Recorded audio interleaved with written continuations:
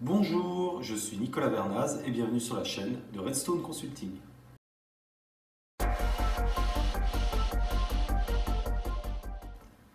Aujourd'hui, dans ce tour d'actualité de janvier, je vais revenir sur plusieurs points. Le premier, le RGPD et le Brexit. Comme vous le savez, le Brexit a été prononcé, effectif depuis le 1er janvier.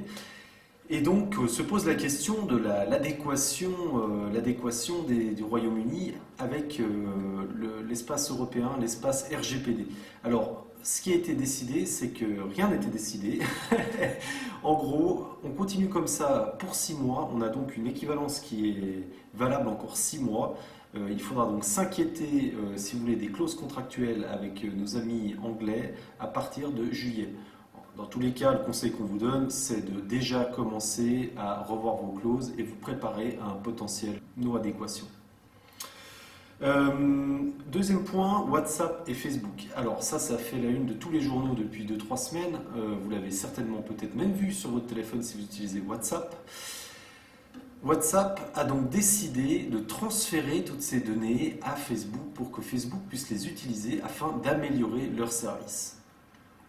Et donc pour ceci, ils ont proposé, quand vous ouvrez WhatsApp, un petit formulaire de consentement obligatoire pour pouvoir continuer à utiliser l'application.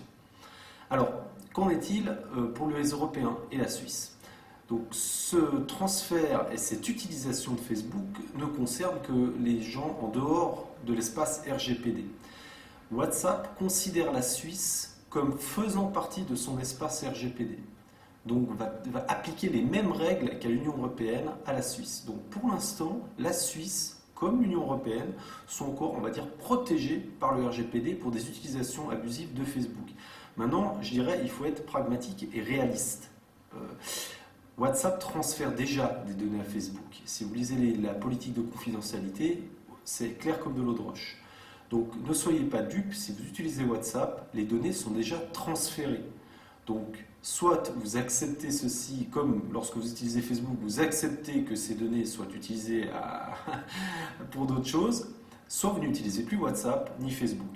Et là, il y a des alternatives, notamment pour tout ce qui est réseau type WhatsApp, Threema, une solution suisse, ou Signal, qui offre tous les deux, donc Threema et Signal, de très bons niveaux de sécurité.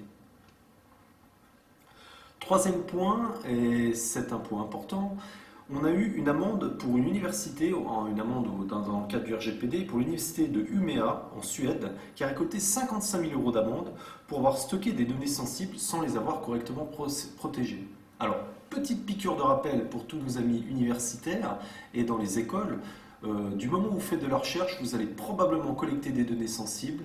N'oubliez pas, elles sont soumises au RGPD également et il faut les protéger en conséquence, en plus d'avoir le consentement, une base légale et tout le reste.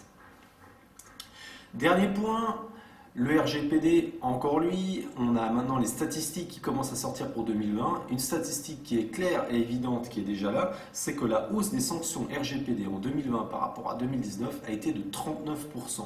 Donc on a une hausse incroyable des amendes dans l'Union européenne. Maintenant, petit distinguo, c'est que certains pays, je dirais comme la France avec la CNIL, vont plutôt chercher la grosse amende, l'amende qui fait la news, les journaux, Carrefour, Google, voilà, ou d'autres pays, notamment dans les pays de l'Est ou même l'Espagne, vont mettre beaucoup plus de petites amendes, où là on voit beaucoup de petites PME, de petites startups qui prennent 10, 15, 20 000 €. Donc, je dirais que l'exposition au risque d'une autorité diffère d'un pays à l'autre. Quoi qu'il en soit, c'est une belle piqûre de rappel comme quoi il faut se conformer au RGPD. Voilà, on a fini ce tour d'actu de janvier qui était un mois assez riche. Je vous donne rendez-vous dans un mois pour le prochain tour d'actu. Et puis en attendant, petit rappel également, je vous invite à tous vous inscrire sur la Tipsletter. Les infos sont sur le site de Redstone Consulting. C'est une newsletter qu'on fait toutes les semaines avec des infos, des tips, des choses à partager. N'hésitez pas à vous inscrire et à en parler autour de vous. Si vous avez aimé la vidéo, un petit pouce en l'air, un petit commentaire, pourquoi pas. Et je vous dis à tout bientôt pour de prochaines vidéos.